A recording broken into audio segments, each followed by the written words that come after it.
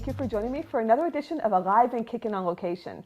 Now, the purpose of the show is to bring you local talent, which is what I have right here, right now. I'm so happy to be here with Dennis Kohler of Taragona Way here in Ormond Beach. Welcome to the show, Dennis. Thank you. Even though Taragona Way is really in Daytona Beach. Right. But you live here in Ormond Beach, which Correct. of course I'm a resident of too, as well. So tell us a little bit about your background and how you began, where and when you began your music career and all that good stuff. When I was a little kid, I was singing in Sunday school class, and right in the middle of the song, the teacher walked up to me. She said, "Can you sing?" And I said, "Yes, ma'am, I am singing." And she said, "No, can you sing?" And I said, "Yeah." And from that day forth, I started singing in churches and revivals, and that's how I got my start, was singing as a little kid in churches in North Carolina. Well, that just goes to show the power of teachers. Yep. Teachers can make things happen. Mm-hmm. It really is true. Mm-hmm. And so how did you turn your dream into a reality? What made you kind of springboard into the band? Well, I always liked rock and roll. I liked Elvis, and when the Beatles came out, I liked the Beatles, and I liked the Animals. And then I moved to Florida, and when I moved to Florida, I hooked up with some guys in high school and that were playing at a place called Skateland here in Daytona Beach. It was a skating rink, and it had a dance hall over the top of it. And they had an instrumental band, and I had let my hair grow long and look like a rock star, and they said, "Oh, you need to come sing with a band." So I started singing back in about 1964. And I sung with a band until I got married, which was in about 1970, and then I retired from music and worked and retired from music for about 30 years and started singing again back in the late 1990s, just with friends from high school again. My daughter wanted me to start singing again. She had never heard me sing, and so I said, "Okay, I'll do it." So anyway, we started out with a Halloween party that we booked, and it just took off, and we pretty much booked ourselves every weekend for about 6 or 7 years. And then I retired again for about 5 years. And then I started singing again when I had some medical issues, and I figured, hey, I better start doing something with my career if I want to. Well, at least you're not a greeter at Walmart. No I'm offense not. toward Walmart or anything, Right. but it's good that you keep going back to music. So it must be, your forte, your niche. I love it. I do have a full-time job that I've been at for 30-some years. So I do work for a living, and I play music on the side for more than entertainment than anything else. I enjoy it. Well, they always say you should do what you love. So now tell us about the time you opened for the Allman Brothers, and what was that like? Because that was before I lived here, but I hear they're from here. And did they start out locally with you and all that good stuff? No, they started out long before me. They had a band called the Hourglass, and they were called the Allman Joys. And they really hit it big when they started the Allman Brothers. And being they were from Daytona, one of their best friends, his name was George Netzel, and he said, "Hey, why don't you get the Stone Balloon," which was the name of my high school band, to open for you when they played at Peabody Auditorium. So when they opened up at Peabody, we were the opening act for them. So that's probably one of my claim to fame type of things. We actually opened for the Allman Brothers. And what year was that? Oh boy, that was pretty close. It had to be around 68, 69. Wow, I like that name, the Allman Joys. Yeah, that's how they started out, the Allman Joys. And I hear that they really are not brothers. Is that true? No, two of them were. Two of them Greg are. and Dwayne were brothers, yes. Okay. Right. And now it's just Greg. Is that right? Yes. Okay. Yeah. Well, we're working on getting an interview with Greg, by the way. So anyway, bring us to the present time now with what you're doing with your band and where you're performing and all that good stuff. Right at the moment, I sing with a band on the weekends. It's called Up To It. And we've been doing this for a couple years, and like I say, I had some medical issues about 1.5 years ago, and I figured, well, I've been writing all these songs since the 1960s, and I've been wanting to do a CD, and I've procrastinated my whole life and just kept putting it off and putting it off, and I figured, well, I better hurry up and do this. You never know what's going to happen.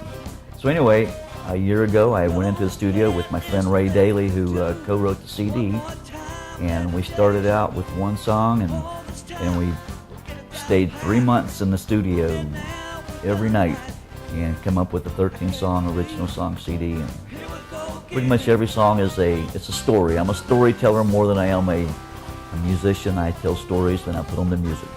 And by the way, this is called Taragona Way, and this is a real big landmark here in Daytona Beach. Yeah. That's great. Promoting art, and we'll have to talk a little bit about the song you did about Daytona Beach also. Okay.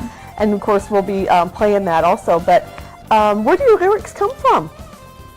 What's that? How do you get your lyrics? You just take a pen and paper? It's a life story type of thing. I've got lyrics that I wrote for my daughter in her wedding. I wrote a song called Still She Cries that relates to the 9/11 tragedy. But every song I've done, Taragona Way, which is the last song on the CD, is when we were kids, that's where we practiced, was on the last house on the right on Taragona Way. So every one of my songs pretty much is something from a life story. Now, who lives there? Does someone have a house there? My old drummer, his name was Steve Hudson, and he actually passed away about 3 months ago. Oh, I'm sorry to hear And that. I was so hoping that I knew he was sick. He had cirrhosis, and I was so hoping that he would be alive for our concert because I wanted to bring him up on stage. And Did he ever see this? yes, he did, and he heard it, Great. and That's wonderful. had tears in his eyes when he first saw the cover. He started crying. It's amazing. So, what is your favorite song on the CD? Kind of changes the more I listen to it, but I think the one I like the most is "Room with a View," and it's about a person who has a lovely wife, and you sit in the living room with her, and it's a room with a view. If you're out shopping, you have a room with a view. Yep. So, what moment in your music career stands out the most to you? Was it the Almond Joys? You know, it's funny. I always thought it was opening for the Allman Brothers, but since I've done my CD, I've got 3 granddaughters.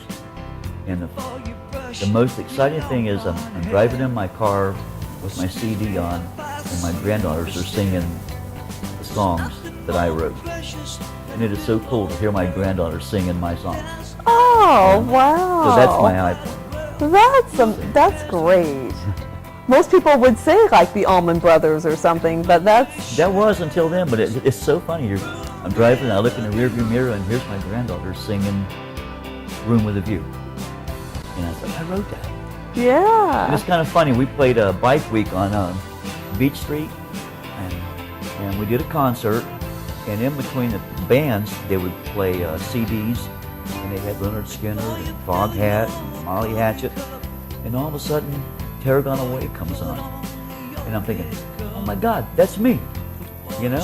And one of the guys who had set up the stage had got a hold of the CD and liked it, and he put it right along with all the other bands. But it's really cool. Great. And you're having your first live concert with original songs, so tell us a little bit more about that. Well, when I first did the CD, I always wanted to do a concert, and I've been to a few at this Ormond Performing Arts, and it's really a nice venue. It holds 600 seats, and there's not a bad seat in the house, and I figured, well, that's where I like to do my first concert. We played at the Full Moon Saloon last week and did a few songs of the CD, but this is going to be my first concert that we are the feature band. Yeah. And let everyone know how they can reach you through Facebook. Yes. Okay. Yep. And so if they go to Facebook, they can just type in, do a search on Taragona Way. Taragona Way. Okay. And your phone number is 386-795-2036. Correct. Right? Okay, great. And of course, you're on YouTube also? You have a video on YouTube? Yep. And that's the first song on the CD called Still She Cries. It's a tribute to 9/11, and it's our first attempt at a video. Great. And of course, you're a big Beatles fan. Big Beatles fan. Of course, who Especially isn't? John Lennon. John Lennon's my favorite. Well, you know, a lot of good came out of the 60s, right? Yeah. I'm aging myself here, but I was born in the 60s, so. All right, well, thank you so much, Dennis, for being on Alive and Kickin'. We appreciate it. And, of course, everyone, be sure to go get your CD, Taragona Way, and they can get this at iTunes.com. All right, thank you for watching Alive and Kickin' on Location. And be sure to check out more of my shows by going to youtube.com/LisaMaryland.com. And make it a great day. Bye-bye.